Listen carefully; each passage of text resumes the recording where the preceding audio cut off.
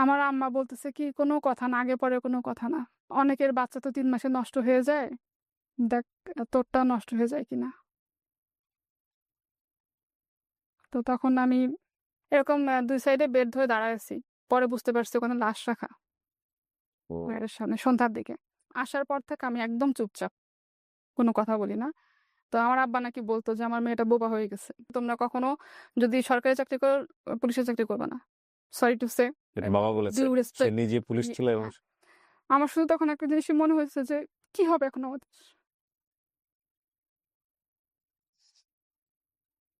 বাসায় যখন আসতাম আমার কাছে মনে হতো কি আমি দুনিয়ার সবথেকে বড় ভুল করছি এটা। এমন কোনো রাত নাই যে ভাই আমি কান্না করি নাই। এই গল্পের কখনো না কখনো আপনি নিজেকে খুঁজে পাবেন। আসসালামু আলাইকুম প্রিয় দর্শক এবং শ্রোতা। আল্লাহ সর্ব অবস্থায় আমাদের মঙ্গল করুন। সবসময়ের মতো এই প্রার্থনা জানিয়ে শুরু করছি লাইফের একটি এপিসোড। যারা আমাদের অনুষ্ঠানগুলোতে অংশগ্রহণ করতে চান, আপনারা জানেন যে studio of creative arts limited সামাজিক যোগাযোগ মাধ্যমের জন্য বেশ কয়েকটি অনুষ্ঠান নির্মাণ করে। সবই মূলত স্টোরি বেস। একটা হচ্ছে লাইফ, LIFE, যেটা এই মুহূর্তে আপনারা দেখছেন। আরেকটি হচ্ছে ব্র্যান্ডিং বাংলাদেশ এবং আরেকটি হচ্ছে ওয়ানটা আমাদের খুব রিসেন্টলি শুরু হয়েছে, শুধুমাত্র ইউটিউব কেন্দ্রিক। এবং আরও একটি হচ্ছে আপনাদের সবচেয়ে প্রিয় অনুষ্ঠান আমি বলবো আপন ঠিকানা। এছাড়াও আমাদের আরও একটি অনুষ্ঠান রয়েছে প্রবাসীর অন্তর্কথা। সেটা আমরা শুধুমাত্র দেশের বাইরে যারা প্রবাসী জীবন কাটাচ্ছেন, কাটিয়ে ছুটিতে এসছেন, বাংলাদেশে অবস্থান করছেন, তো এরকম মানুষদেরকে নিয়ে আমরা তাদের গল্পগুলো তুলে ধরি। সো যে কোনো অনুষ্ঠানে আপনারা অংশগ্রহণ করতে চাইলে আমাদেরকে ফোন করতে পারেন 09639887777। এটা হচ্ছে আমাদের ফোন নাম্বার। এছাড়া আপনি চাইলে মেইলও করতে পারেন sharemystory24@gmail.com। ভিডিওর কোনাতে দুটোই দেওয়া আছে, নাম্বার এবং ইমেল অ্যাড্রেস, আপনারা দেখে নেবেন। আপনার নামটা একটু বলেন প্রথমে। জি, আমার নাম হচ্ছে নুরুন্নাহার শিমুল। শিমুলের বয়স কত? 38। জন্ম জেলা কোথায়? জন্ম আমার হচ্ছে সাতক্ষীরাতে, বাট আমার হোম ডিস্ট্রিক্ট গোপালগঞ্জ। শুরু করেন আপনি যেখান থেকে বলতে চান, যেভাবে বলতে চান। আমার বাবা সরকারি চাকরি করতো, সেই সুবাদে হচ্ছে বিভিন্ন জায়গায় থাকা এবং সেজন্য হচ্ছে আমার জন্ম সাতক্ষীরাতে। আমরা হচ্ছি ৪ ভাই বোন।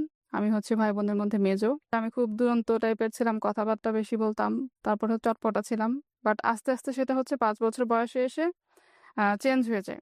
তো আমার যখন ৬ মাস বয়স, তখন আমার বাবা হচ্ছে পোস্টিং হয়ে আসে সাতক্ষীরা কালীগঞ্জ থানায়। জি। তো তখন ওই বাসায় যে ভাড়া নেয় বাড়িওয়ালি, উনি আমাকে দেখে হচ্ছে কোলে করে নিয়ে যায়। দেখতেছে যে মা একা পারতেছে না ২ টা বাচ্চা নিয়ে। ১.৫ বছরের ছোট বোন উনি কোলে করে নিয়ে যায়। ওই কোলে করে নিয়ে যাওয়ার পর থেকে ৫ বছর আমি হচ্ছে বড় হয়েছি উনার কাছে। এই কোলে করে নিয়ে যাওয়ার দিয়ে যায়নি? না দিয়ে গেছে। মানে এতই ভালোবেসে ফেলেছে যে হ্যাঁ, আপনাকে সবসময় কোলে তুলে আমাকে আসছে। আচ্ছা। সবসময় কোলে করে রাখতো। বাড়িওয়ালের হচ্ছে উনার ২ ছেলে মেয়ে। ছেলে আর মেয়ে তখন ২ জনই হচ্ছে কলেজে পড়ে। আর উনার মেয়ের নাম ছিল হচ্ছে আনোয়ারা। আমি ডাকতাম হচ্ছে আনো আপা। ৫ বছর পর্যন্ত আমার আব্বার যতবার পোস্টিং হয়েছে আমার আব্বা পোস্টিং ক্যানসেল করছে। ক্যানসেল শুধুমাত্র আপনি এখানে আমার জন্য। ওকে। পোস্টিং এর কথা শুরু হলে আমি সিক হয়ে যেতাম। তো আব্বা জানে যে ওখান থেকে নিয়ে গেলে আমি অসুস্থ হয়ে যাব। তো ৫ বছর পরে যে পোস্টিংটা হলো ওটা আব্বা ক্যানসেল করতে পারেনি। আব্বা তখন ট্রান্সফার হয়ে বরিশাল পিরোজপুর, যেটা পিরোজপুরে আসলো। তো কিসের জব আসার করতো আপনার বাবা? পুলিশের চাকরি করতাম। ট্রাকে যখন আব্বা সবকিছু তুললো আমাকে আব্বা কোলে নিছে। উনি তখন চিৎকার করে কান্না করত। আ আপনার মেমোরিতে আছে এটা? হ্যাঁ, এটা আমার খুব মনে আছে। ওই বাসা থেকে মাটির রাস্তা ছিল কতখানি। তো ট্রাক যতক্ষণ মাটির রাস্তা দিয়ে আসছেনি অতক্ষণ পর্যন্ত কান্না করতে, করতে ট্রাকের পিছনে আসছে। আমি এত কথা বলতাম ছোটবেলায়, ওদিন নাকি আমি কোনো কান্না করিনি। আসার পর থেকে আমি একদম চুপচাপ। কোনো কথা বলি না। তো আমার আব্বা নাকি বলতো যে আমার মেয়েটা বোবা হয়ে গেছে। অনেকটা ইন্ট্রোভার্ট টাইপের। ইন্ট্রোভার্ট মানে একদম এক্সট্রিম লেভেলের ইন্ট্রোভার্ট। একটা সময় পরে কি হলো, আমার ছোট চাচার সাথে হচ্ছে ওই যে আমার যে বড় আম্মার কথা বললাম, উনার যে মেয়ে ছিল, আনো আপা বলতাম, উনার বিয়ে হলো। তারপরে পিরোজপুরে ৫ বছর, এর মধ্যে ওনারা বেশ কয়েকবার আসছে। আমরা বেশ কয়েকবার গিয়েছি, দেখা সাক্ষাৎ হয়েছে। কিন্তু ওই যে আগের যে একটা আমি কথা বলতাম, মিশতাম, ওই জিনিসটা আমার মধ্যে ছিল না। তো এরপর থেকে হচ্ছে পড়াশোনা শুরু হলো। তো আমি ছোটবেলা থেকে আলহামদুলিল্লাহ খুব বেশি ভালো না হলেও আবার খুব বেশি খারাপ স্টুডেন্টও ছিলাম না। কেন যেন ছোটবেলা থেকে মনে হতো কি বড় বোন আদরটা বেশি পাচ্ছে। আমি কম পাচ্ছি। সবকিছু থেকে আমি বঞ্চিত হচ্ছি। ক্লাস 3 কি 4 এ যখন পড়ি তখন হচ্ছে পিরোজপুর শিশু একাডেমিতে হাতের লেখায় আমি 2nd হই তখন। হুম। 2nd পুরস্কার পেয়ে আসলাম। অনেকগুলা বই, তারপর হচ্ছে কলম, তারপরে হয়তো আরো কিছু ছিল সাথে। ক্লাস 5 পর্যন্ত ওখানে পড়ছি। তো 5 এর অর্ধেক বছর তখন আমরা গোপালগঞ্জ চলে আসছি গোপালগঞ্জ। ওখানে ৩ বছর ছিলাম। তো 98 এ যে বন্যাটা হলো, ওই বন্যার সময় হচ্ছে আমার স্কলারশিপ দেওয়ার কথা ছিল। তো 5 এ তখন দিতে পারিনি। ২০০১ সালে আমরা ঢাকায় আসি। 8 এর মাঝামাঝি সময়টাতে। আমি আমার বড় বোন যেহেতু পিঠাপিঠি ছিলাম, পড়াশোনা করছি একই সাথে একই ক্লাসে। তো ভর্তি করায় দেয়। তো ওখানেও হচ্ছে আমি 8 এর সেকেন্ড টার্ম পরীক্ষা দিই। সেকেন্ড টার্ম পরীক্ষাতে রেজাল্ট মাশাআল্লাহ ভালো হয়। তো আমাদের বিজ্ঞান স্যার ছিল লিটন স্যার। একটা বেত নিয়ে সবসময় ঢুকতো বিজ্ঞান ক্লাস নিতে গেলে। স্যারের ইয়াটাই ছিল যে আমি আজকে ক্লাসে আসছি মানে সবাইকে একটা হলেও পিটুনি খাইতে হবে। পিটুনি খেতে হবে। হ্যাঁ। তো এসে বলতো ১ টা পৃষ্ঠা বা ২ টা পৃষ্ঠা এরকম পড়া দিচ্ছি, এটা পড়ো। এখান থেকে শর্ট কোয়েশ্চেন ধরবো। হুম। তো এরকম ধরতো, সবাই মাইর খেত। হ্যাঁ, আলহামদুলিল্লাহ আমি কখনো স্যারের কাছে মাইর খাইনি। আমি ১ পৃষ্ঠা হলে পড়লো, একটা প্রশ্ন করলো, আমি আনসার দিতে পারতাম। তো 8 এ যখন স্কলারশিপের রেজিস্ট্রেশন হবে তখন হচ্ছে স্যার আমাকে বলতেছে কি, শিমুল তোমার রেজাল্ট তো ভালো, তুমি স্কলারশিপটা রেজিস্ট্রেশন করো। তো আমি বলছি ঠিক আছে স্যার, আমি বাসায় কথা বলবো। তো বাসায় কথা বলবো বলার পরে বাসায় এসে যখন বলছি, তো আব্বা আম্মা বলছে দরকার নাই, বছরের মাঝখানে আসছো, ভালো করে পড়াশোনা করতে পারো না। তো আমি স্যারকে যে কথা বলছি। তো স্যার কি করছে, যেদিন তুমি রেজিস্ট্রেশন লাস্ট ডেট, ওদিন আমাকে বলতেছে কি চলো তোমার বাসায় যাবো। এসে মাকে বলতেছে যে ভাবি পারবেও, আমি সে আত্মবিশ্বাস আছে দেখে হচ্ছে ওকে আমি রেজিস্ট্রেশন করানোর কথা বলতেছি। ওদিন থেকে নিয়ত করছে হ্যাঁ আমার স্কলারশিপ পেতে হবে। বৃত্তি পরীক্ষা দিলাম, দেওয়া শেষ। এই যে পুরো পরীক্ষাটা আমি দিলাম, এই পরীক্ষার মধ্যে কিন্তু আমার আব্বা আম্মা একবারও জিজ্ঞাসা করে নাই যে পরীক্ষা কেমন হচ্ছে। আমার আব্বা কিন্তু ছোটবেলা থেকেই পড়াশোনার ব্যাপারে খুবই সিরিয়াস। আমাদেরকে নিয়ে বসতো, নিজে হাতে পড়াইতো, পড়াশোনার জন্য টিচার লাগবে, কি লাগবে, এ লাগবে, সবকিছু। কিন্তু আপনার ব্যাপারে উদাসীন। হ্যাঁ, আমার ব্যাপারে উদাসীন, এটা ইচ্ছাকৃতভাবে করতো নাকি হয়ে যেত এটা আমি ভেবে বলতে পারবো না। আমার বড় বোন হচ্ছে ক্লাস 5 এ যখন বৃত্তি পরীক্ষা দিবে, তখন আমরা পিরোজপুরে। তো ওই সময় হচ্ছে ও আমার থেকে 1 ক্লাস উপরে ছিল। পরে সামহাও আবার একসাথে হয়ে গেছি আমরা। ওর বৃত্তি পরীক্ষার সময় আমার আব্বা যখন সরকারি চাকরি করতো, 15 দিন ছুটি নিয়ে নিয়েছিল আব্বা। আমার ছোট চাচা আ নরসিংদী পলাশ সার কারখানায় কেমিস্ট ছিল। চাচা নরসিংদী থেকে চলে গেছে পিরোজপুরে। মানে বড়জনের জন্য এই পরিমাণ অ্যাটেনশন, হ্যাঁ, সেটা ঠিক রিভার্স ছিল এবার ওনার জন্য। আমার জন্য। সেটা পরে আমার বোন বলছে, বলে তুই তো অনেক ভদ্র ছিলি, পড়াশোনা করতি, এজন্য তোর খেয়াল রাখতো না। আমি তো অনেক ডান পিঠে তাই ছিলাম, হয় নাকি? এত বেশি তো হওয়ার। পড়াশোনার কোনো আগ্রহ ছিল না। এইজন্য আব্বা আমাকে গার্ড দিয়ে রাখতো, যাতে করে আমি একটু পড়াশোনা করি। তুই তো এমনিই করিস। হ্যাঁ, এই জিনিসগুলো আমি জাস্ট আমার আক্ষেপ থেকে বলতেছি, বাট আমার এটা নিয়ে কোনো অভিযোগ নাই। পরীক্ষা শেষ যখন, হুম। ওদিন রাতে আব্বা এসে বলতেছে, পরীক্ষা তো দিছো, আ পাবা কি বৃত্তি? তো আমি বলছি আব্বা যদি একজনও পায় আমি পাবো। ওকে। আব্বা গোপালগঞ্জ থেকে যখন ঢাকায় আসছে, আব্বা হঠাৎ করে চাকরি ছেড়ে চলে আসছে। আসার পরে পেনশনের টাকাটা নিয়ে আব্বা চেষ্টা করতেছে বিভিন্ন জায়গায় বিজনেস করার। যেহেতু গভর্নমেন্ট জব করছে, তার বিজনেসের কোনো অভিজ্ঞতা নাই, তার ব্যবসার কোনো অভিজ্ঞতা সো নাই। এটা ক্লাস 8 এ থাকা অবস্থায় আপনার বাবা পেনশনে চলে আসে। হ্যাঁ, আব্বা রিটায়ারমেন্টে চলে আসে। ওকে, পজিশন কি ছিল? আব্বা ছিল হচ্ছে সাব ইন্সপেক্টর। লাস্টে আব্বার পোস্টিং হয় ঢাকাতে। তো আব্বা বলে কিনা আমি ঢাকায় পোস্টিং নিয়ে এই জব নিয়ে আমি যাব না। আমার জায়গা থেকে, আমার ইথিক্স এর জায়গা থেকে আমি ঠিক থাকতে পারবো না। সেটা আমি যেহেতু করতেই পারবো না, আমি চাকরি ছেড়ে দিব। অনেক অনেস্ট বেশি অনেস্ট ছিলেন। অনেস্ট ছিল, এবং আমাদেরকেও বলে গেছে তোমরা কখনো যদি সরকারি চাকরি করো, পুলিশের চাকরি করবে না। সরি টু সে, এটা বাবা বলেছে। ডিউ সে রেসপেক্ট। নিজে পুলিশ ছিল এবং হ্যাঁ, ইভেন আমার আব্বা পেনশন সবকিছু বিক্রি করে চলে আসছে। তারপরে ঢাকায় এসে বিভিন্ন রকম ব্যবসার আ শুরু করার চেষ্টা করলো। কিন্তু আল্টিমেটলি কিছুই করতে পারে না আব্বা। পরীক্ষার রেজাল্ট যেদিন দিল, ওই হচ্ছে আমার বোন আবার স্কুলে যায়নি। আমি স্কুলে গেছি। আমি জানতাম না ওদিন রেজাল্ট দিবে। তো লিটন স্যার কি করছে, খাতা রেজিস্টার খাতা নিয়ে প্রত্যেকটা ক্লাসে গিয়ে নাম্বার সহ বলতেছে, নুরুন নাহার বাংলায় এত, ইংলিশে এত, ম্যাথে এত। তো আমার ক্লাসে এসেও বলছে, সবাই আমার দিকে তাকাচ্ছে কিন্তু স্যারের ভয়ে কিছু বলতেছে না। দেখে আমিও চুপচাপ, আমি কিছু বলতেছি না। আমার মধ্যে কোনো এক্সাইটমেন্ট নাই। আমি চুপচাপ শুনে বসে আছি। তো স্যার কি করছে, সব বলে টলে অফিস রুমে গিয়ে, আমাদের বাসায় তখন TNT ফোন ছিল, ল্যান্ড ফোনে স্যার ফোন করছে। ফোনটা ধরছে আমার বড় বোন। বড় বোন যখন শুনছে, ও খুশিতে বাসার কাপড় পরে স্কুলে চলে আসছে। এসে আমাকে বলতেছে কি, তুই কি ক্লাসের মধ্যে বসে আছিস, তুই এত সুন্দর রেজাল্ট করে? আমি হলে তো মাঠে গিয়ে দৌড়াতাম। বলে আমাকে টেনে নিয়ে গেছে। কারণ আমার মধ্যে তো ওই জিনিসটা নাই যে আমি ভালো কিছু করতেছি, সেটা আসলেই কি ভালো। এটা কিন্তু খুব ইম্পর্টেন্ট, বিকজ এই অ্যাপ্রিসিয়েশন মানুষের জীবনে খুব রাইট। জরুরি। অ্যাপ্রিসিয়েশনটা ফ্যামিলি থেকে ছিল না বলেই ওনার কিন্তু এই কনফিউজ মুভমেন্ট। জি। তারপরে তো আব্বা খুশি, আমাকে চেন কিনে দিল। তারপরে হচ্ছে সবাইকে পুরান ঢাকা থেকে মিষ্টি এনে, আমি তখন ক্যান্টনমেন্টে, আমি ঢাকায় এসে ক্যান্টনমেন্টে আসছি, ওখানেই এখন হুম। আছে। আব্বা তখন হচ্ছে পুরান ঢাকায় ইসলামপুরে ২ টা কাপড়ের দোকান নিছে ওকে। ব্যবসার জন্য। তো ওখানেও ভালো করতে পারিনি। ক্লাস 9 এ যখন স্যার আমাকে জোর করে দেওয়া হলো সায়েন্স। আমি নিব না। না স্যার আমি পারব না। 9 এ চলতেছে ভালোভাবে কিন্তু আমি কথা বলতাম না। স্কুলেও কথা বলতাম না, বাসায়ও কথা বলতাম না। ওই যে ইন্ট্রোভার্ট টাইপের যেটা রয়ে গেছে, বাইরে গিয়েও কথা বলতাম না। আমার যে টিচার পড়াইতো ওনার নাম ছিল মনা ভাই। তো মনা ভাই হচ্ছে আমাকে আর আমার বড় বোনকে একসাথেই পড়াতো। আমার বড় বোন ছিল আর্টস, আমার ছিলাম সায়েন্স। তো মনা ভাই তখন রাগ হয়ে একদিন বাসা থেকে চলেই গেছে। যে আঙ্কেল খালু আপনার মেয়েকে আমি পড়াবো না। তুমি কথা বলে না। ওকে আমি পড়াবো না। এরকম টাইপের ছিলাম। বলতাম না। আমার কথা হচ্ছে আমি যেটা পারতেছি আমি লিখে দিচ্ছি। ফিজিক্স, কেমিস্ট্রি আমি লিখে দিচ্ছি। কিন্তু আমি আবার আপনাকে বোঝাবো কেন? 9 গেল ক্লাস 10 এ আমি যখন প্রি-টেস্ট পরীক্ষার সময় হচ্ছে আমার টনসিল ইনফেকশন হলো। এটা ছোটবেলা থেকেই ছিল। ইমিডিয়েটলি অপারেশন করাইলো। করানোর পর তখন আমাকে ডাক্তার আব্বাকে বলে দিছে যে, টানা ১ বছর কিন্তু ওর এরকম জ্বর, ঠান্ডা, কাশি থাকবে এবং হুম। সারাক্ষণ ঘুমাবে। আব্বা বলছে কি, "তাহলে তুমি এবার ম্যাট্রিক পরীক্ষাটা দিও না।" তো আমি বলছি, আচ্ছা। "না আব্বা আমি দেই। কারণ আমি কোনো ইয়ার গ্যাপ দিব না।" হুম। যাই হোক পরীক্ষা দিলাম কিন্তু পরীক্ষা দিছি পরে হচ্ছে আমি ঘুমায়ে পরীক্ষা দিছি এরকম টাইপের। তারপর আলহামদুলিল্লাহ যেটা করছে রেজাল্ট মোটামুটি ভালোই, খারাপ না। এরপরে ভর্তি হলাম ইন্টারে শাহিনে। ইন্টারে আমি চেঞ্জ করে ফেলছি। সায়েন্স থেকে কমার্সে চলে আসছি।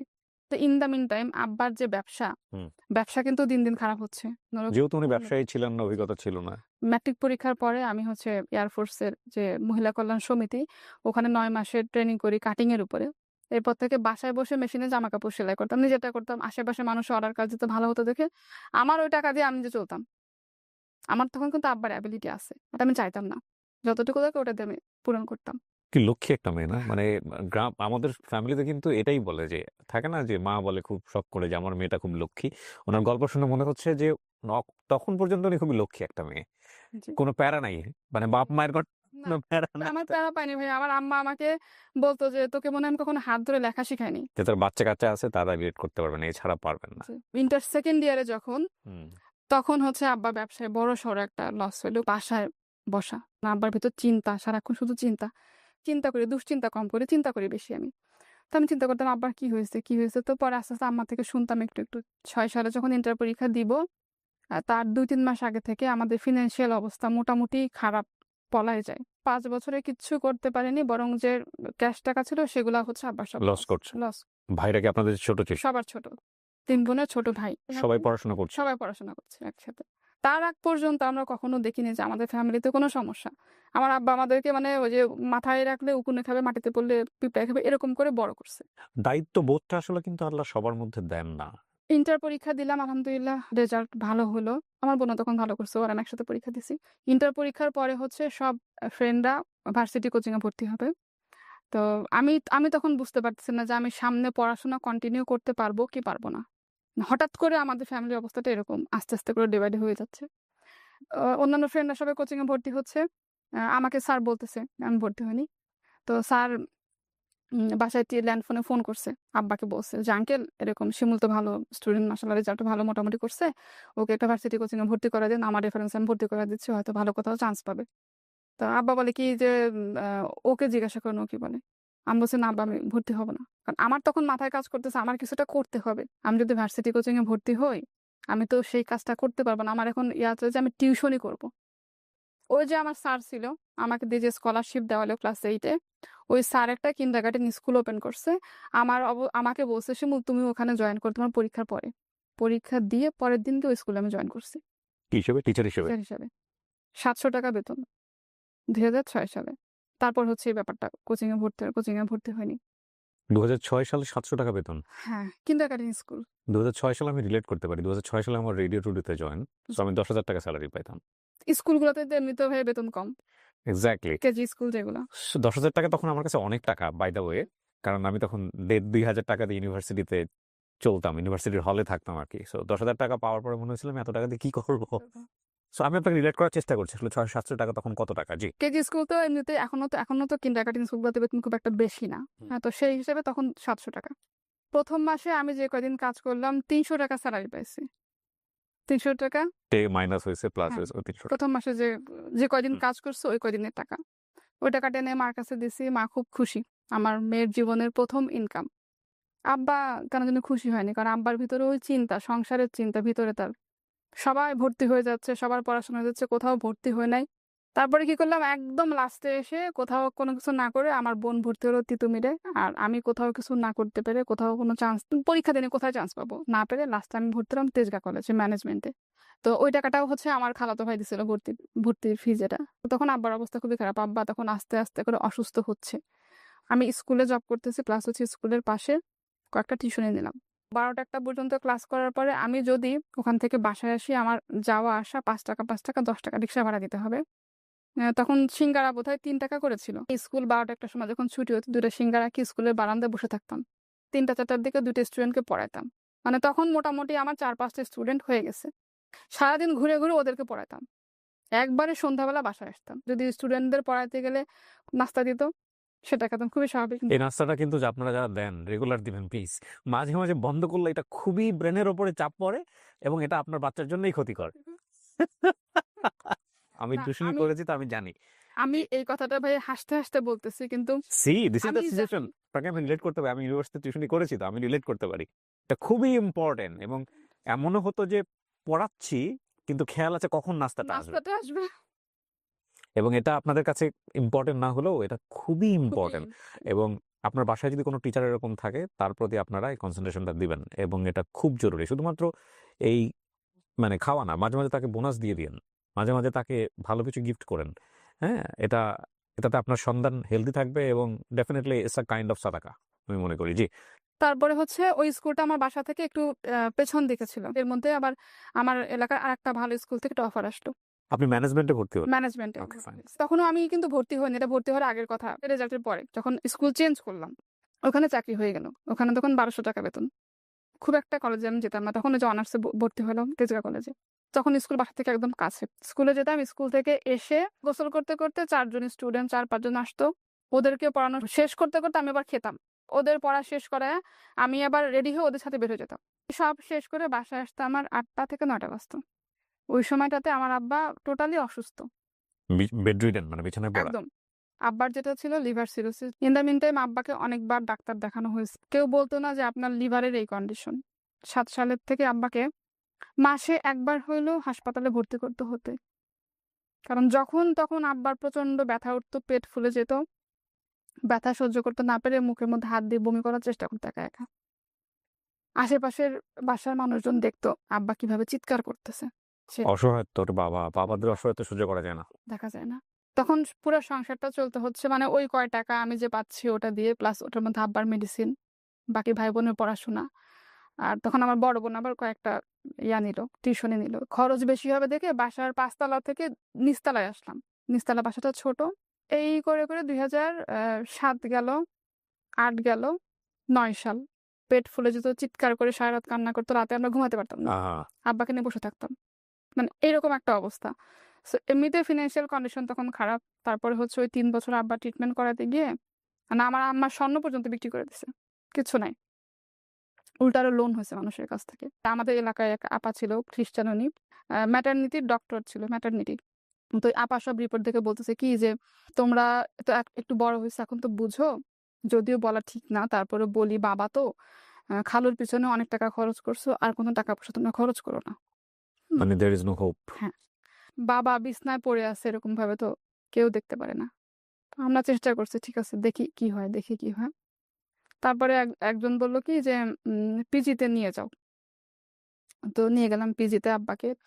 আমার এক স্টুডেন্টের চাচা, উনি বলতেছে কি যে ম্যাডাম আপনি সারাদিন এত কষ্ট করে বাচ্চা পড়ান, স্কুলে চাকরি করেন, বিভিন্ন জায়গায় দৌড়াইয়া কয় টাকা বেতন পান, তার থেকে বেটার আপনি একটা জায়গায় আপনাকে জব দেয়, আপনি ওই জবটা করেন, এই স্যালারিটা আরো বেশি পাবেন একটা জায়গায় জব করে। আমি তো এটা করতেছি, আমার বড় বোনকে দেন। বড় বোনের হচ্ছে 2009 সালের মে মাসে একটা জব হয়, এটা উত্তরাতে একটা ব্রোকারেজ হাউসে। উনি কি পড়াশোনা অবস্থায় জবে ঢুকে? পড়াশোনা অবস্থায় জবে ঢুকে।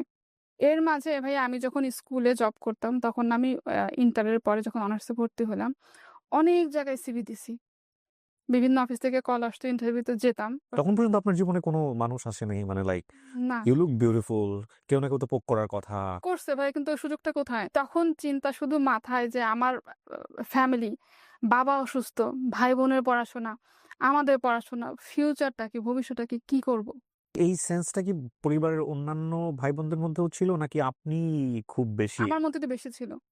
একটা কথা বলি আপনাদেরকে, মানে ওনার গল্প শুনতে, শুনতে আমার কাছে মনে হচ্ছে অনেক সময় দেখবেন যে অনেকগুলো গাছ ওই একই জাতীয় গাছ চারপাশে আছে, কিন্তু একটা গাছ শক্তিশালী হয়ে গেছে অনেক বেশি। বোনের মে মাসের 1 তারিখে জবে জয়েন করলো। আমার আব্বাকে মে মাসের 2 তারিখে পিজি হাসপাতালে নিয়ে যায়। আমি, আমার মা হুম। আর হচ্ছে আমার এক মামাও। নিয়ে আব্বাকে আউটডোরে দেখাইছে। দেখানোর পর আব্বাকে বলতেছে কি যে আপনাকে অ্যাডমিট হতে হবে।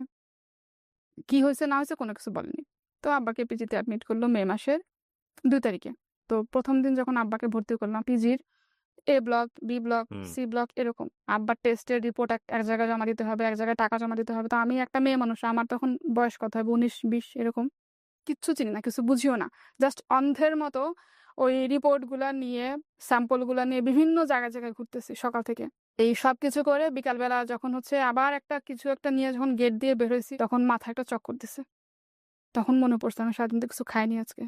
এর মধ্যে আমার হচ্ছে অনার্স ফার্স্ট ইয়ার ফাইনাল পরীক্ষা। বই খাতা কিনতাম না। আমার ২ টা ফ্রেন্ড ছিল। ওই ২ ফ্রেন্ড হচ্ছে আমাকে পরীক্ষার রুটিন দিলে আমাকে জানাইতো। ২ ফ্রেন্ডে যেকোনো একটা রুটিন দিছে। রুটিন পেয়ে আমি ওদের হেল্প নিয়ে নীলক্ষেতে গিয়ে পুরানো বই কিনতাম। একটা সাজেশন বুক কিনতাম। তো এইভাবে আগের দিন রাতে পড়ে পরীক্ষা দিতাম। তো আব্বা যখন হাসপাতালে ভর্তি পিজিতে, তখন হচ্ছে আমার অনার্স ফার্স্ট ইয়ার ফাইনাল পরীক্ষা। আব্বা কিন্তু হেঁটে, হেঁটে গিয়ে হচ্ছে হাসপাতালে ভর্তি হলো। কিন্তু প্রত্যেকদিন যেটা হতো সকালবেলা হচ্ছে এক ঝাঁক ইন্টার্ন ডক্টর আসতো। সরি টু সে আমি এখানে কাউকে ছোট করে বলছি না বা কাউকে মানে করেও বলছি না। আমার পরে যেটা বুঝতে পারছি, আমার আব্বার উপর এক্সপেরিমেন্ট করা হয়েছিল। এটা হয়। যে ডাক্তারটা ছিল উনি একটু অল্প বয়স্ক করে, উনি এসে মাঝে, মাঝে আমাকে জিজ্ঞাসা করতো যে, তোমাদের কোনো রিলেটিভ বা কেউ ডাক্তার আছে? তা আমি বলছি না। তখন বুঝতাম না কেন জিজ্ঞাসা করে। ওকে। পরে সেটা বুঝতে পারছি যে কেন জিজ্ঞাসা করে। আবার কোনো রিপোর্টের কথা জিজ্ঞাসা করলে তো স্যার কি সমস্যা? বলে এটা বুঝবা না তুমি। আর মা তো কথাই বলতো না। জিজ্ঞাসা করলেও বলতো কি এটা আপনি বুঝবেন না খালাম্মা। প্রত্যেকদিন সকালে আব্বার সকল টেস্ট চেঞ্জ, সকল ওষুধ চেঞ্জ। আবার সকাল থেকে শুরু হতো দৌড়াদৌড়ি। বিভিন্ন জায়গায় ব্লাড দেওয়া, স্যাম্পল টেনে দিয়ে যেত, ওটা জমা দিতে হতো। টাকা জমা দিতে হতো। আবার সন্ধ্যাবেলা রিপোর্ট আনতে হতো। অনেক সময় এমনও হয়েছে যে রিপোর্ট জমা দিতে গেছি, স্যাম্পল নিয়ে গেছি, বুঝি নাই, সন্ধ্যা হয়ে গেছে। সারাক্ষণ দৌড়াচ্ছি। খাওয়া নাই, দাওয়া নাই, আব্বার জন্য সারাক্ষণ দৌড়াচ্ছি। এরকম ২ সাইডে বেড ধরে দাঁড়ায় আছি। পরে বুঝতে পারছি ওখানে লাশ রাখা ও। ওয়ালের সামনে সন্ধ্যার দিকে। তারপরে শুরু হলো আব্বাকে প্লাজমা দেওয়া। ১ম ২-৩টা প্লাজমা দিতে পারলাম, ৪-৫ জন ডোনার পেয়ে। এরপরে প্লাজমা কিনতে হইতো। ঘন্টার পর ঘন্টা গিয়ে ব্লাড ব্যাংকে বসে আছি আব্বার প্লাজমার জন্য। প্লাজমা দিতে হবে, থাকতো না প্লাজমা দিলে। লিভার সিরোসিস পেশেন্ট যারা, ওদের শরীর থেকে প্লাজমাটা বোধহয় কমে যায়। তখন আব্বার হচ্ছে পেটে পানি জমতো। পেটে পানি জমতে কিছু খেতে পারতো না, ওরকম চিৎকার করে কান্নাকাটি করতো। তো একবার পেটে থেকে পানি বের করছে এর মধ্যে। এর মধ্যে আমি ৩টা পরীক্ষা দিছি। রাতের বেলা আব্বা বেডে ঘুমাতো, মাঝখানে জায়গা, এই পাশে একটা বেড, ওই পাশে মানে ওই বেডে পেশেন্ট, নিচে পাটি বিছায় বা একটু চাদর টাদর বিছায়, মা একটু কোনোরকম কাঁথরে শুতো আর আমি এই জায়গাটায় ওই ডিম আলো, যে আলোর মধ্যে বসে, বসে রাতের বেলা একটু পড়তাম। পড়ে পরের দিন সকালে যে পরীক্ষা দিতাম। এর মাঝে আমার ছোট ভাইকে নিয়ে আসছি যে আমি একা আর পারতেছি না এভাবে দৌড়াদৌড়ি করে। আবার আমার পরীক্ষা শুরু হয়েছে, তুই একটু থাক। তো ও ছোট মানুষ, 6 এ পড়ে, 7 এ পড়ে। তারপরে মাশাআল্লাহ ভাই অনেক করছে। আমার বোন বলতেছে কি যে কালকে তো শুক্রবার, আমার অফিস বন্ধ, আমি হসপিটালে আসি, তুই জামা কাপড় সব নিয়ে বাসায় আয়, ওগুলো একটু ধোয়া লাগবে, ক্লিন করা লাগবে, আবার জামা কাপড়ও ধোয়া লাগবে। এর মাঝে আমি ভাই একদিনও বাসায় আসিনি। ও শুক্রবার দিন হচ্ছে গেছে, শুক্রবারে বাসায় আসছে। শুক্রবার সারাদিন যে, শুক্রবারের ভোর রাতটা শনিবার শুরু হবে ওই সময়। আব্বা প্রচন্ড অসুস্থ।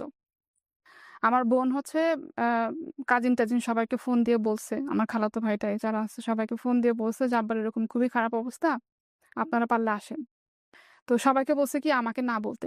আমি আমার ২ টা ভাই বোন নিয়ে একা বাসায়, আর কেউ নাই বাসায়। তো সামহাও বাড়ি থেকে আমার এক কাজিন, মামাতো বা খালাতো বোন হবে, আমার বোনকে ফোন করতে গিয়ে ভুল করে আমাকে, ও খবর পাইছে, খবর পেয়ে ভুল করে আমাকে ফোন করছে।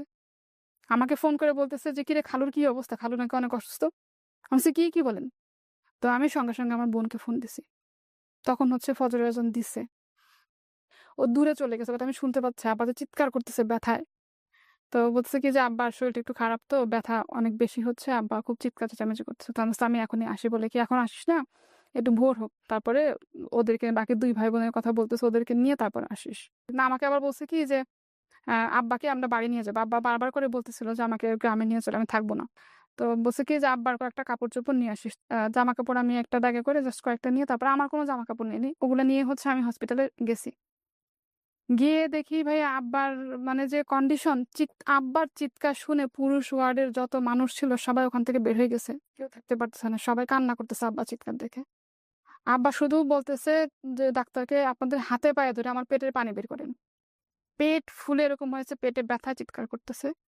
তো ডাক্তার আমাদেরকে বলতেছে কি যে এখন আর বের করার কোনো অপশন নাই। তা আমরা বুঝতে পারলাম আব্বাকে আমরা বাড়িতে নিয়ে যাই। তখন আব্বার অক্সিজেন লাগতেছে, অক্সিজেন সাপোর্ট দিতে হচ্ছে, ফুল অক্সিজেন। তো বেডেই আছে। তো বলতেছে কি যে আপনারা যদি এখন গোপালগঞ্জ নিয়ে যান, অতখানি রাস্তা যেতে গিয়ে ওনার অক্সিজেন সাপোর্ট ফুল পাবে না, নিতে পারবেন না আপনারা। আত্মীয়-স্বজন সবাইকে আসতে বলেন। সবাই আসুক, এসে ওনাকে দেখুক। তারপরও মনের আশা ছাড়ি না যে আব্বা তো এরকম ব্যথায় কান্নাকাটি করে। তো ডাক্তার বারবার এসে বলতেছে আপনাদের সবাইকে আসতে বলেন, সবাইকে আসতে বলেন। সবাইকে বলছি, সবাই যে যেখান থেকে পারছে আসছে। স্যালাইন চলে না, তখনও ডাক্তার এসে এতগুলা টেস্ট লিখে দিয়ে গেছে। একটু পরে নার্স এসে ভেন খুঁজতেছে ব্লাড নিতে। পরে আমরা বলছি কি যে আপনারা যে ব্লাড নিবেন, যে মানুষটা স্যালাইন চলে না, ব্লাড কিভাবে নিবেন? বিকাল হচ্ছে, আস্তে আস্তে করে আব্বার চিৎকার কমে যাচ্ছে আর দোয়া পড়তেছে, কিন্তু প্রচুর কষ্ট পাচ্ছে। তো মাগরিবের সময়টা তখন আত্মীয়-স্বজন সবাই বলতেছে কি আমার বড় বোনকে যে যেহেতু তোমার আব্বা অনেক কষ্ট পাচ্ছে, তুমি যেহেতু বড়, তুমি একটু নামাজ পড়ে আল্লাহর কাছে দোয়া করো যে যদি তুমি তাকে রাখতে চাও তো ভালোভাবে রেখে যাও, না হয় তোমার জিনিস তুমি তোমার কাছে ভালোভাবে সুস্থ ভালোভাবে নিয়ে যাও, এত কষ্ট দিও না। তো এরকম আব্বা এরকম শোয়া, মাথার কাছে আব্বার 2 হাত ধরে এরকম দাঁড়ানো, আব্বার দোয়া পড়তেছে, দোয়া পড়তেছে। আমার মা পার কাছে বসা, ছোট ভাই বোন সবাই দাঁড়ানো, আমরা সবাই মুখে পানি দিচ্ছি। আর আমার বোন হচ্ছে বারান্দায় গিয়ে নামাজ পড়লো। নামাজটা পড়ে জাস্ট এসে দাঁড়াইছে আব্বার কাছে, ও এসে একটু মুখে পানি দিছে। ওই সময়টাই হচ্ছে আব্বা মারা গেল, ঠিক মাগরিবের সময়। তা আমি তখন হাত ধরাবে, তো সবাই কান্না করছে, আমি কান্না করিনি। কেন করিনি ভাই আমি জানি না। আমার শুধু তখন একটা জিনিসই মনে হয়েছে যে কি হবে এখন আমাদের।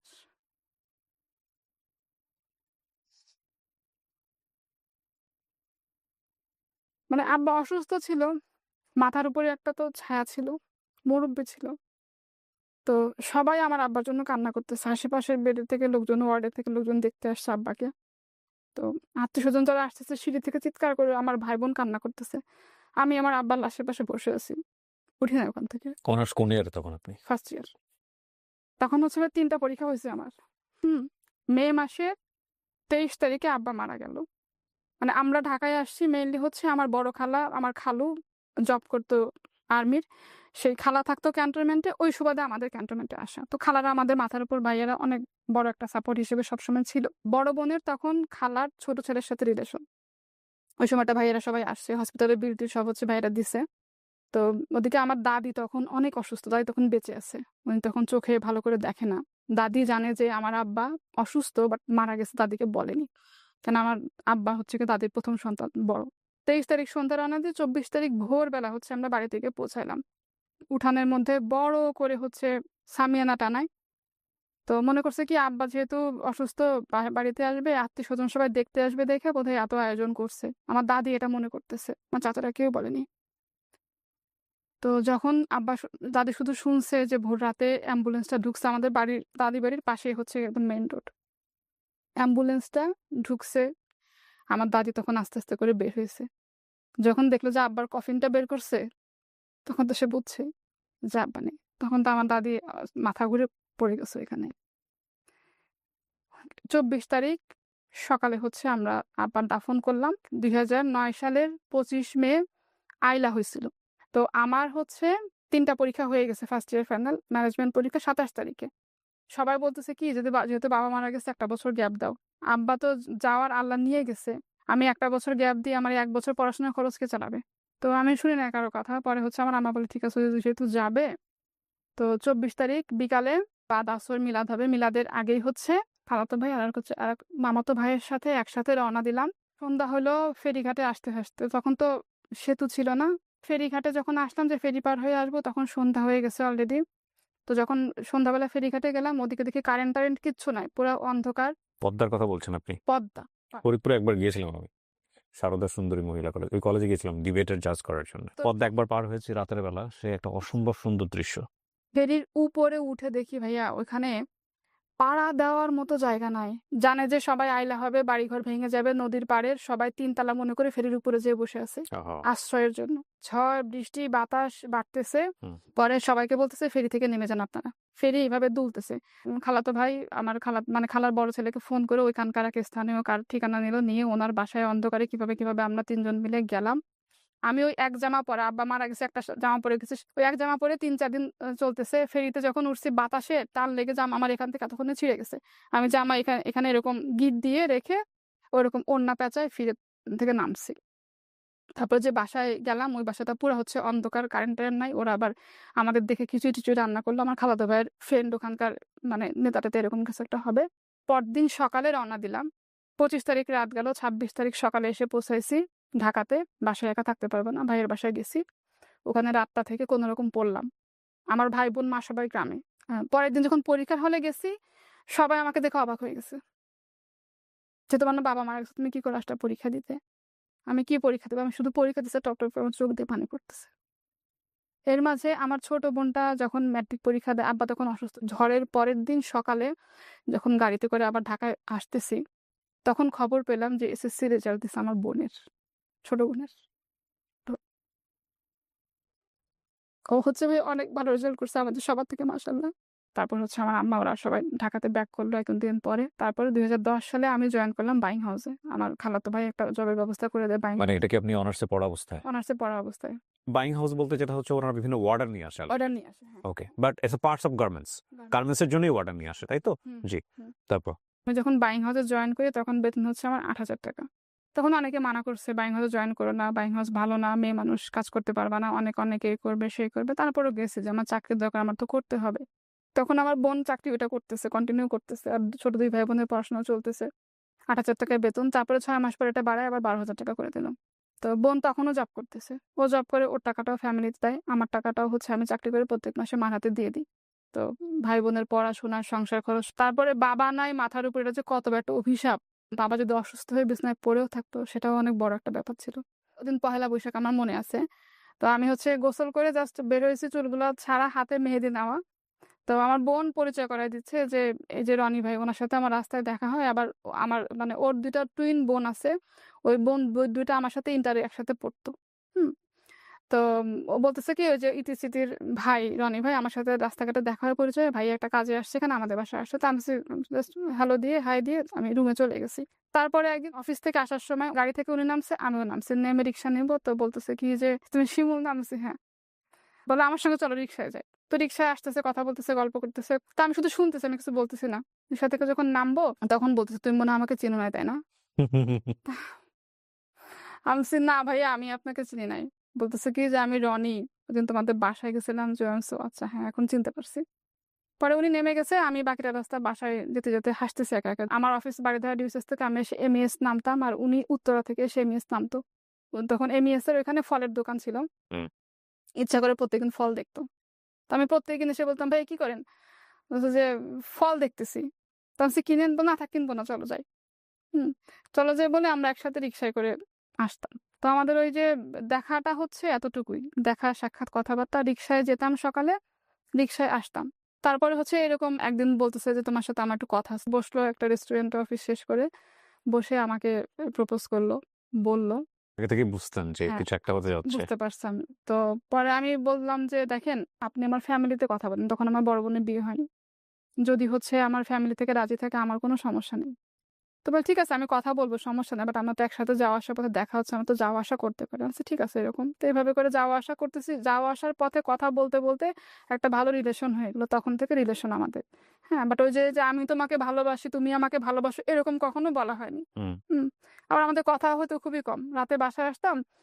অফিস থেকে আসছি, খাওয়া-দাওয়া করছেন, আমি আপনি করে বলতাম। তুমিতে আসছি আমি অনেক পরে। খাওয়া-দাওয়া করছেন? কি করতেছেন? ঘুমাচ্ছি। এই এতটুকুই শেষ কথাবার্তা। তো আমার বোন শুনছে যেন কার কাছে যে আমি ওর সাথে একসাথে আসতেছি। এসে আমার মার কাছে বলছে। তো এটা নিয়ে আমার মা আমাকে একটু বকা দিছে। যে এরকম কেন এলাকার মধ্যে একসাথে এরকম যাওয়া আসা করে মানুষে দেখে, কথা বলে, এভাবে একসাথে যাওয়া আসা করবা না। এসে তো আমার এটা খুব রাগ লাগছে। তখন হচ্ছে আমি রাগ করে ওকে ওই কথাটা বলি। যে, "এটা না আমার বোন এই কথাটা বলছে।" মাও রাগ করছে। তো ও ওদিন হয়তো অফিস বন্ধের দিন ছিল, বিকালে আমাদের বাসায় আসছে। বিকালে এসে আমার আম্মার সাথে কথা বলছে। বলছে কি, "খালাম্মা, শিমুলকে হয়তো এই ব্যাপারে কিছু বলছেন। তো যদি আপনাদের কোনো সমস্যা না থাকে আমার ফ্যামিলি থেকে আমি সবাইকে পাঠাই।" তখন ওর বড় ভাইয়েরও বিয়ে হয়নি।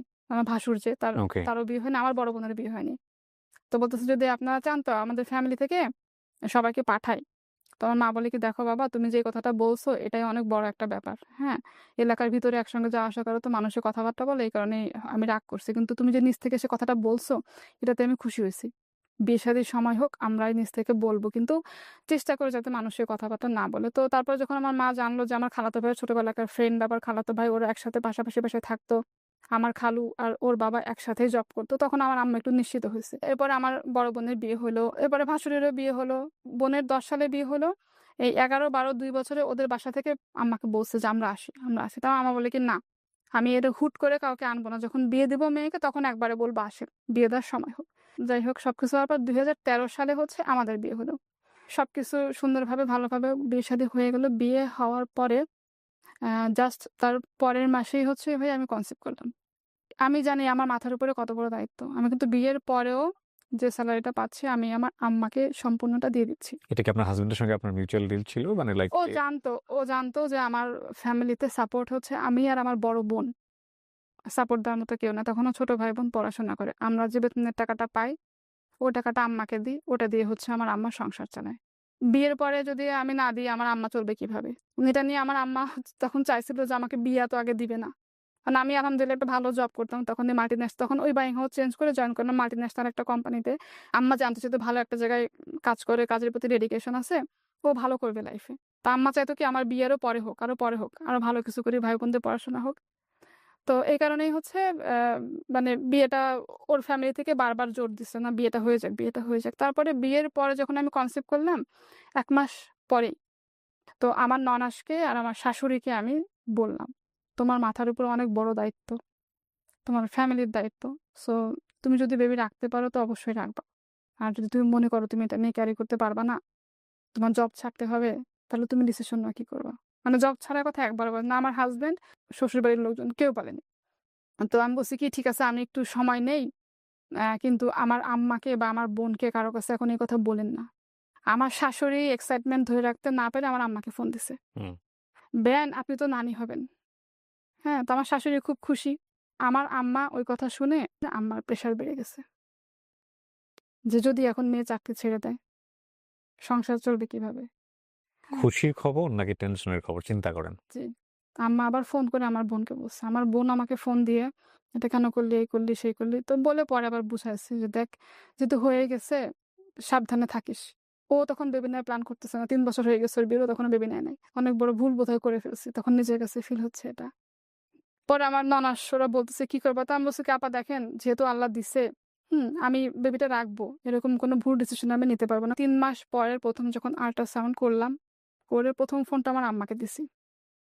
আম্মাকে ফোন করে বলছি কি যে, "মা, বেবির হার্টবিট আসছে আলহামদুলিল্লাহ ভালো আছে।" আমার আম্মা বলতেছে কি, "কোনো কথা না, আগে পরে কোনো কথা না। অনেকের বাচ্চা তো ৩ মাসে নষ্ট হয়ে যায়। দেখ তোরটা নষ্ট হয়ে যায় কিনা।" তো তখন আমি মানে এটা আমার সারা জীবনের কষ্ট। প্রেগন্যান্ট অবস্থায় একটা মায়ের জন্য কতখানি কষ্ট এটা আমি জানি। দেন আমি ফোন রেখে দিছি। আমি কোনো কথা আর বলিনি। তো হয়তো মার জায়গা থেকে মা ঠিক ছিল। আমি এ কথা কখনো কাউকে বলি না। আমার হাসব্যান্ডও জানতো না। শাশুড়ি বলে কি, "তুমি তোমার মার বাসায় যাও। তুমি খাওয়া-দাওয়া ঠিকমতো করতে পারতেছো না।" পরে আমার আম্মা তখন বলছে, "ঠিক আছে পাঠায় দেন।" তো গেছি মার বাসায় ৩ মাস পরে গেছি। কিন্তু মানুষের এত কথা শুনতাম ভাইয়া বিশ্বাস করবেন না। আমি আমার অফিসে কোনো কথা শুনি নাই। বাসায় যখন আসতাম আমার কাছে মনে হতো কি আমি দুনিয়ার সবথেকে বড় ভুল করছি এটা। এমন কোনো রাত নাই যে ভাই আমি কান্না করি নাই। যে আপনার হাসব্যান্ড এই বিষয়টা বুঝতো মানসিক বিষয়টা যে কেন আপনার উপর এই প্রেশারটা হচ্ছে আপনার ফ্যামিলি থেকে বা সামথিং আমি বলতাম না। ৩ মাসের পর যে মার বাসায় আসতাম আমি ওই সময়টাতে পুরাটা মার বাসায় থাকতাম। মার বাসায় ছিলাম। আমার হাসব্যান্ড মাঝে, মাঝে আসতো। মার সারাক্ষণ দেখতাম মন খারাপ থাকতো। মাস শেষে কিন্তু বেতনটা মাকেই দিচ্ছি। তারপরেও টেনশন। তারপরেও টেনশন আমার কাছে মনে হচ্ছে কি আমি এই বাসায় আসছি তার মতো আমি থাকতেছি। এরকমভাবে আমি থাকছি। বাট এমনিতে টেক কেয়ার করতো, খোঁজ খবর নিত। আমার বোনও আসতো। এরপর যখন ৮ মাসের সময় হচ্ছে আমি মানে ম্যাটারনিটি লিভে যখন আসবো ৪ মাসের, তো তখন আমি চিন্তা করলাম যে আমি তো প্রত্যেক মাসের বেতনটা মাকে দেই। সো আমি যখন ৪ মাস লিভে থাকবো, আ এই সময় তো আমি ম্যাটারনিটি বেনিফিটটা আমি পাবো না। বেবি হওয়ার পর যখন জয়েন করব তখন 2টা ইনস্টলমেন্টে বেনিফিটটা আমি পাবো। তো এই 4টা মাস মা চলবে কিভাবে? কয়েকজন কলিগের থেকে কিছু টাকা লোন করে 40,000 টাকা মাকে দিলাম। যে আমি জানি আমি এই টাকাটা মাকে না দিয়ে আমি লিভে এসে বসতে পারবো না বাসায়। বিভিন্ন রকম মানসিক প্রেশার আমার উপরে আসবেই। বাট যে কারণে কথা শোনাচ্ছে যে আমি সংসারের দায়িত্ব পালন করব না, আমি কিন্তু দিব্যি পালন করে যাচ্ছি। হুম। পরে বেবি হলো। বেবি হওয়ার পর তারপরে আবার সব ভালো আলহামদুলিল্লাহ। আমার বাচ্চার টেক কেয়ার ঠিকভাবে করতো মা। তো তারপরে আবার বাচ্চাকে দেখার জন্য আমি একটা কাজের লোক বাসায় রেখে দিলাম পার্মানেন্ট। মেয়ের যখন 1 মাস 20 দিন বয়স তখন আমি হচ্ছে জবে জয়েন করলাম গিয়ে। এদিকে বাচ্চা হওয়ার পরে ওর খরচ বাড়লো, কাজের লোক রাখলাম আলাদা করে সেই খরচ বাড়লো, সেগুলো দিচ্ছি। আমার হাসব্যান্ডও কন্ট্রিবিউট করতেছে আমাকে। বাট আমার যে বেতনের টাকা, ৳1 কিন্তু আমার জন্য আমি রাখতে পারছি না। আগে যেভাবে মাকে দিতাম সেভাবে মাস সংসারে দিয়ে যাচ্ছি। আমার শ্বশুরবাড়িতে ৳1 দিচ্ছি না। তো বাচ্চার যখন 6 মাস বয়স তখন হঠাৎ মেয়ে অনেক জ্বর, প্রচণ্ড জ্বর। 103, 4 4-5 এরকম জ্বর। তো ওই সময়টা থেকে হচ্ছে ওর খুব ফ্রিকোয়েন্টলি জ্বর আসতো। ইন দ্য মিনটাইম আমার বড় খালা 2014 সালে মারা গেল। তখন হচ্ছে আমার বোন জব ছেড়ে দিয়ে আমার আম্মাকে আমার বোনের বাসায় নিয়ে গেল। তখন সবকিছু হচ্ছে আমি দেখতেছি। মেয়ের যখন 2.5 বছর বয়স 2016 সাল, হঠাৎ করে দেখলাম কি ওর গায়ে লাল লাল র্যাশ, তারপরে হচ্ছে এই রক্ত জমাট বাঁধলে ছোপ ছোপ যেরকম হয় না ওরকম। গুগলে সার্চ করার পরে যেটা জানলাম যে ওর হয়তো লিউকেমিয়া অথবা আইটিপি। ডাক্তার দেখালাম, দেখানোর পরে ডাক্তার ওর বাবা জিজ্ঞাসা করছে স্যার সিরিয়াস কোনো কিছু কিনা, বলে তো ডাক্তার বলছে কি যে আমরা এই মুহূর্তে এখনই কোনো কিছু বলতে পারবো না, ওকে টেস্টের রিপোর্টগুলো আগে পাই। 7 তারিখে ওকে ডাক্তার দেখালাম, 9 তারিখে সব রিপোর্ট পেলাম হাতে। তখন ওর প্লেটলেট কাউন্ট অনলি হচ্ছে 6,000। ডেঙ্গু হলে যে প্লেটলেট কাউন্টটা কমে যায় 1.5 লাখ থেকে 5 লাখ থাকার কথা। বেবির বয়স কত তখন? 2.5 বছর তখন। এই টেস্ট করতে হবে, এগুলো করতে হবে, এটার খরচ এরকম, তো ওকে ভর্তি করতে হবে। ওর বাবা খরচ তো পরের কথা, মেয়ের এই অবস্থা শুনে ওখানে বসে কান্নাকাটি শুরু করছে। ফোন দিয়ে আমাকে কান্না করতে করতে আর কিছু বলতে পারে না। তো সবাই মিলে বসে তখন ডিসিশন নিলাম যে ওকে শিশু হাসপাতালে ভর্তি করব।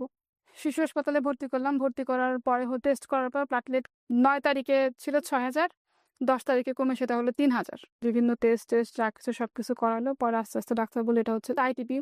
তো কাউকে বুঝাতে পারতাম না আসলে আইটিপি কি, ব্লাড ডিসঅর্ডার। এটা হচ্ছে 1 লাখে একটা বাচ্চার হয় বিশ্বে।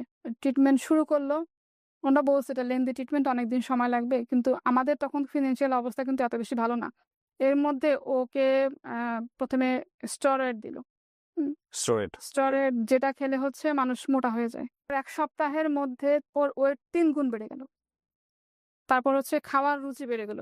2.5 বছর বাচ্চা একটা মুরগি এক জায়গায় বসে খেয়ে ফেলতো। একটা সংগ্রাম শেষ তো আরেকটা সংগ্রাম শুরু। ইন দ্য মিনটাইম আমি কিন্তু অফিস আমার চলতেছে ওখানে বসে। মেয়ের স্যালাইন চলতেছে, ইনজেকশন চলতেছে, ও ঘুমাচ্ছে, আমি ল্যাপটপে বসে কাজ করতেছি। ইন দ্য মিনটাইম আমি স্যালারিটা পাচ্ছি, মেয়ের ট্রিটমেন্টের খরচ না দিয়ে আগে মাকে টাকা দিচ্ছি। 21 দিন পরে যখন হচ্ছে দেখি ওর কোনো ইমপ্রুভমেন্ট নাই, ডাক্তারকে বললাম যে আমরা ওকে নিয়ে যাবো, বলে কি আপনাদের বন্ড সই দিয়ে নেওয়া লাগবে, এই অবস্থায় বাচ্চাকে নিতে পারবেন না। তো বলছে তাহলে যেহেতু আপনারা নিয়ে যাবেন আমরা আইভিআইজিটা করাই। 21 দিনে প্লেটলেট কাউন্ট 10,000-এর উপরে আর 1,000-ও বাড়ে নাই, 10,000। 21 দিন পরে যখন আইভিআইজি যখন শেষ হলো, 6টা ইঞ্জেকশন দেওয়া, তখন ওর প্লেটলেট কাউন্ট বেড়ে হলো 1,30,000। তখন ডাক্তার বলে কি এখন আপনারা নিয়ে যেতে পারেন বাচ্চাকে। কিন্তু এত কিছু করে যেহেতু প্লেটলেট কাউন্টটা বাড়ছে, 1 সপ্তাহের মধ্যেই হচ্ছে এটা আবার ফল করবে। তো ঠিকই তাই হলো, বাসায় নিয়ে আসলাম। এর মধ্যে আমরা প্ল্যান করতেছি ওকে নিয়ে আমরা চেন্নাইতে যাব। 1 সপ্তাহের মধ্যে ওটা কমতে কমতে 20,000 30,000 করতে করতে করতে করতে আবার সে 10,000-এ চলে আসছে। তখন একটু একটু করে নোজ ব্লিডিংও শুরু হয়েছে ওর। আমরা ওকে নিয়ে 2016 সালে সম্ভবত আগস্ট মাসে চেন্নাইতে যাই। টানা 21 দিন চেন্নাইতে তো ট্রিটমেন্ট চললো। তো ডাক্তার ওখান থেকে বলছে দেখেন যে অনেকের হচ্ছে 6 মাসের মধ্যে ভালো হয়ে যায়, কিন্তু আপনার বাচ্চাটা যেহেতু ভালো হচ্ছে না, এত কিছু করার পরে হয়তো এটা সময় লাগবে। চেন্নাই থেকেও মেডিসিন দিল। তো 21 দিন পরে দেশে আসলাম। আসার পরে মেয়ে আরো অসুস্থ, সমানে হচ্ছে নোজ ব্লিডিং, আর কাশতে কাশতে মানে এরকম গামছা ধরে রাখতাম, কাশি দিয়ে ফেলতো ব্লাড, নাক দিয়ে ব্লাড। তো ওটা যখন বাথরুমে ধুইতাম মানে কাঁচা রক্তের গন্ধ। ওহো, বাচ্চা বয়স কত তখন? 2.5 বছর। তখন পুরো বালতি লাল হয়ে গেছে, গামছা এরকম ধরে রাখতাম, বমি করতেছে, পুরো রক্ত বেরোচ্ছে। তো ওই যে রক্তের গন্ধ, ব্লাডের গন্ধ, ওটা মনে হয় আমার কাছে এখনো লাগে। হ্যাঁ, মনে করছিলাম যে ভাই আমার জব থাকবে না, 3 মাস যেহেতু বাসা থেকে কাজ করতে, জব থাকবে না। বাট আলহামদুলিল্লাহ আমি 3 মাস যে সাপোর্ট দিছি ওটার জন্য ওটা আমি অ্যাওয়ার্ড পাইছি অফিস থেকে। মাশাআল্লাহ। আমার বস অ্যাওয়ার্ড দিছে। ওর ট্রিটমেন্ট এরকম চলতে থাকলো। 6 মাস পরে আবার চেন্নাই গেলাম। পরে মেডিসিন খাওয়াতে এমন হলো ইমিউনিটি সিস্টেম এত বেশি কমে গেল, যখন তখন জ্বর আসতো, যখন তখন অসুস্থ। ওই অবস্থায় রেখে আমি চাকরি করতেছি। কারণ এখন আমার কন্ট্রিবিউট করতে হবে, হ্যাঁ? 17 সালে আলহামদুলিল্লাহ আমার একটা বেশ ভালো একটা অফার আসে, বেটার অপরচুনিটি। তখন আমি জব আবার চেঞ্জ করি। তখন 17 সালটাতে একটু ভালো স্কুলে ভর্তি করব। তো তখন আমার শাশুড়ি বলছে কি, "তাহলে তোমরা এক কাজ করো। তোমার মা যেখানে থাকে ওই বিল্ডিং এ বাসা নাও, ওকে স্কুলে নিয়ে যাবে।" এই কারণে। হ্যাঁ, তো আসলাম, আলাদা হয়ে আসলাম। তখনও আমার কন্ট্রিবিউশন আমার আম্মাকে আমি টাকা-পয়সা দিয়ে যাচ্ছি। আম্মার মেডিসিনের জন্য, ভাইয়ের পড়াশোনার কিছু টাকা-পয়সা, ছোট বোনের ওরাও স্ট্রাগল করছে। আমার ভাই-বোনরা সবাই প্রচুর স্ট্রাগল করছে। আব্বা মারা যাওয়ার পর থেকে আম্মার ডায়াবেটিক, প্রেশার, তার প্রত্যেক মাসে আম্মার ডাক্তার দেখাইতে হতো, মেডিসিন লাগতো, সবকিছু চলতেছে। 16 সাল থেকে ওই যে মেয়েকে নিয়ে শুরু হলো, বছরে 2 বার করে চেন্নাই যেতাম। যতবার গেছি অতবার ব্যাংক লোন করে নিয়ে যাচ্ছি। আবার এসে লোন পরিশোধ করতে না করতে আবার ৬ মাসের মধ্যে আবার মেয়েকে নিয়ে চেন্নাইতে যাও। তো এইভাবে করেও কিন্তু ওর কোনো ইমপ্রুভমেন্ট নাই। যখন তখন জ্বর, যখন তখন অসুস্থ। প্লেটলেটকাউন্ট যে ১০,০০০, ১০,০০০ই, ওর থেকে ১,০০০ও বাড়ে না। ওকে যে স্কুলে ভর্তি করব যে পড়াশোনা করতে পারবে কিনা, স্কুলে যেতে পারবে কিনা সেটাই তো সন্দেহ। আবার ডাক্তার বলছে ওর কোথাও কাটলে সহজে ব্লাড বন্ধ হবে না। ব্যথা পেলে গোল, গোল চাকা হয়ে যায়। ডাক্তার বলছে স্কুলে যদি ভর্তি করেন, যদি আল্লাহ না করুক ও খেলাধুলা করতে গিয়ে পড়ে যায়, মাথায় লাগলে ব্রেইন হ্যামারেজ হবে, থাকবে না। এই অবস্থায় আপনি আপনার মানে ফ্যামিলি চালাচ্ছেন। তখন একটু কমে আসছে। প্রেসক্রিপশন আমি ভাবে চাইলে দেখাতে পারি, নিয়ে আসছি।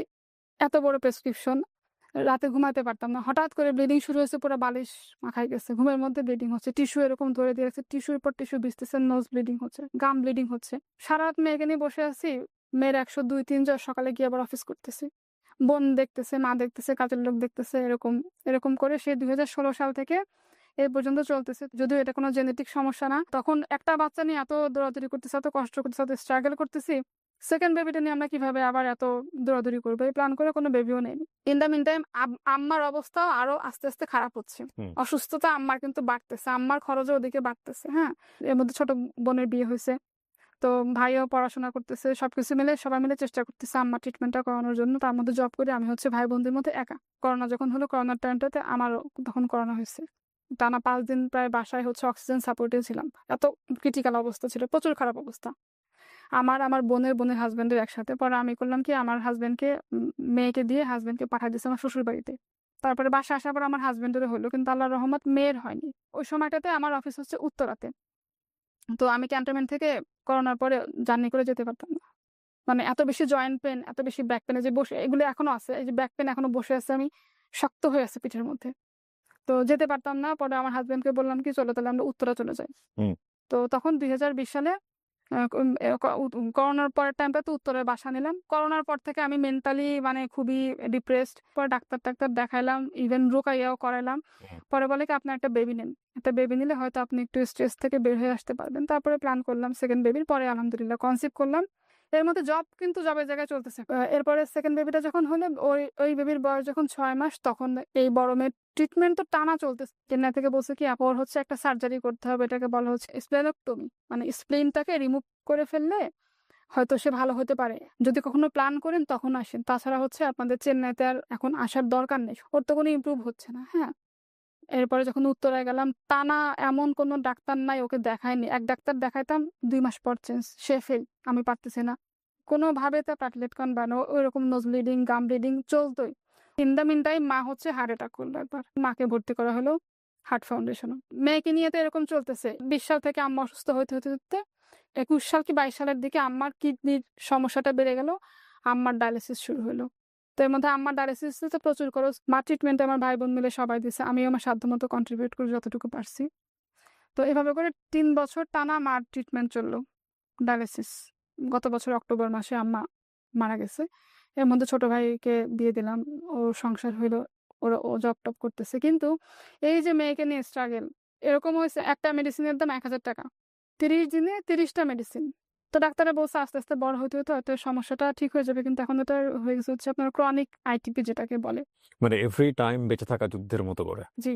বাট আমার যে লাইফের স্ট্রাগল, আমার যে জব 15 বছর ধরে যে আমি চাকরি করতেছি, এই 15 বছর জবের মধ্যে একটা দিন আমি ব্রেক নিইনি। যত যা কিছু আমার জীবনে হয়ে যাক, চাকরি চলতেছে। একটুখানি এদিক থেকে ওদিক হইলে ব্যাকআপ বন্ধ, ছোট একটা বোন আছে জি, আর একটা ভাই। একটা ভাই। ওনারা কি করেন এখন? ছোট বোনের একটা ছোট অনলাইন পেজ আছে, ওখানে করে। ছোট ভাইটা মাল্টিন্যাশনাল কোম্পানিতে জব। তার মানে ওনারা মোটামুটি এস্টাবলিশড হয়ে গেছেন। মোটামুটি বলা যায়, হ্যাঁ। আমার মেয়ের জন্য যে কি পরিমাণ স্ট্রাগল আমি করছি, আমি এখানে মানে পুরোটা যদি বলতে যাই রাত শেষ হয়ে যাবে ভাইয়া। মানে এখানে আমি যেটা বুঝতে পারছি আপনার হাজবেন্ড অনেক সাপোর্টিভ। অনেক ডেফিনেটলি ভদ্রলোক বাইরে বসে আছে ঘন্টার পর ঘন্টা ধরে, কোনো নাই, চুপ করে বসে আছে, সাপোর্ট দিয়ে যাচ্ছে। এবং ফ্যাক্ট ইজ দ্যাট আমাদের প্রত্যেকেরই জীবনে কম বেশি সংগ্রাম আছে। ওই সংগ্রামটার পেছনে কোনো কোনো মানুষের মানে নিরবিচ্ছিন্ন সাপোর্ট থাকে। ডেফিনেটলি আল্লাহ ব্যালেন্স করেন এবং কোনো দিক থেকে তিনি পরীক্ষা নিলে আরো একটা দিক থেকে তিনি সহজ করে দেন, যাতে করে আমরা পরীক্ষায় উইন করি। আপনি গল্পটা কেন বললেন? আপনার গল্পটা আমি খুব মনোযোগ দিয়ে শুনেছি, বিভিন্ন রকমের বাঁক পেয়েছি। আপনিই বলেন কেন বললেন আসলে গল্পটা আজকে? 15 বছর জব করে আলহামদুলিল্লাহ আমি এখন যে পজিশনে আছি, আমি একটা ছোটখাটো ব্র্যান্ডে ম্যানেজার হিসেবে কাজ করছি। অনেকেই হয়তো যদি এই প্রোগ্রাম দেখে অনেকেই আমাকে চিনবে। আমি আমার দায়িত্ব থেকে কখনো বের হয়ে আসিনি। আমি যতখানি স্ট্রাগল করছি, আমি যে যুদ্ধ করছি, আমি আমার জীবনে এমন সময় গেছে আমি চাইলে ভাই স্ট্রোক করতাম। বাট আমি শক্ত হয়ে দাঁড়াইছি। ভেঙে গেছি, আবার শক্ত হয়ে দাঁড়াইছি। না, আমি ভাঙবো না। আমি দাঁড়াবো। টিল নাও সেই স্ট্রাগলটা করে যাচ্ছি। কিন্তু আমি আলহামদুলিল্লাহ আমার সংসার, আমার কাজের জায়গায় ডেডিকেশন, দায়িত্ব অ্যাকচুয়ালি আমি কোথাও কখনো সরিনি। আমার শ্বশুরবাড়ির মানুষজনকে যদি জিজ্ঞাসা করেন আমি কেমন, ওরাই বলবে। আমার হাসব্যান্ডের থেকে ওদের সাথে আমার সম্পর্ক ভালো। কিছু হলে আমাকে ফোন দিবে। সারাদিন পরে বাসায় গিয়ে আমি নিজে হাতে রান্না করি। আমার বাসায় হেল্পিং হ্যান্ড আছে, যেহেতু বাচ্চাদেরকে রেখে আসি। আর বাসায় সিসি ক্যামেরা লাগানো পুরো বাসা ওদেরকে দেখাশোনার জন্য। আমার কাজের মহিলা বলে কি, আপা আপনি কেন রান্না করেন? আপনি চাকরি করেন, এত বড় চাকরি, আপনার রান্না করার কি দরকার? আমি বলছি আমার ভালো লাগে না। বাচ্চারা সারাদিন পর আমাকে পায়, হাজবেন্ডকে রান্না করে খাওয়াবো, এটা তো আমার দায়িত্ব। জব করি বলে তো আমি দায়িত্ব এড়াতে পারবো না।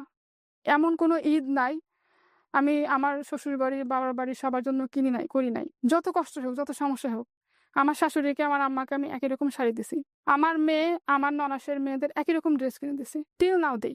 আমি পড়ি আর না পড়ি, আমার যে দায়িত্ব, আমি আমার দায়িত্ব থেকে কখনো এক চুলও বের হয়ে আসিনি। আমি কমপ্লায়েন্স নিয়ে কাজ করতাম, তো এখন ট্রেনিং নিয়ে কাজ করছি। Sexual harassment, women empowerment, gender equality. তো আমি জানি ভাইয়া মেয়েদের জীবনের স্ট্রাগলটা কতখানি কষ্ট। যারা গার্মেন্টস সেক্টরে কাজ করে ওইসব মেয়েদের ভিতরে যে কত কষ্ট। এই যে সুবিধা বঞ্চিত মেয়েরা আছে আমাদের সমাজে, যারা ফ্যামিলি থেকে বিভিন্নভাবে বিতাড়িত, হাজবেন্ডের সাপোর্ট নাই, শ্বশুরবাড়ির সাপোর্ট নাই, বিয়ের পরে বিভিন্ন অপবাদ নিয়ে চলতে হচ্ছে। ওরা যাতে ভেঙে না পড়ে, শক্ত হয়ে দাঁড়াক। কারণ প্রত্যেকটা মেয়ের একটা পরিচয় দরকার। আজকে আমি আমার পরিচয়ে পরিচিত। এই গল্প শুনে যাতে হাজারো মেয়ে ইন্সপায়ার্ড হোক। শুধু সংসার করা, বাচ্চা কাচ্চা লালন পালন করা এটা মেয়েদের কাজ না। যাতে করে আমাকে দেখে হাজারো নারী অনুপ্রেরণা পায়। হ্যাঁ, এবং আমার ইন ফিউচার ইচ্ছা আছে সুবিধাবঞ্চিত মেয়েদের নিয়ে কাজ করব। অনেক মেয়েরা আছে ভাইয়া ডিভোর্সি, যারা গার্মেন্টস সেক্টরে কাজ করে, ওদের লাইফের গল্প যে কি কষ্টের। কাজ করতেছে, ওয়াশরুমে গিয়ে মুখ টুক ধুয়ে কান্নাকাটি করে এসে আবার কাজে বসছে। ফ্যামিলির সমস্যা। চাকরি করতেছে, মাস শেষে বেতনটা হাজবেন্ড নিয়ে যাচ্ছে, অথচ সে কিন্তু ফ্যামিলির জন্য করতেছে। তার ডিসিশন দেওয়ার কোনো অধিকার নাই, সে কিন্তু ফ্যামিলির জন্য করতেছে। অসাধারণ গল্প। আজকের এই গল্পে অনেকেই নিজেকে খুঁজে পাবেন। খুব গভীর একটা নদী, যেখানে স্রোতটা টের পাওয়া যায় না, এরকম একটা গল্প। দায়িত্ব জিনিসটা অনেক কঠিন একটা বিষয়, অনেক কঠিন একটা বিষয়।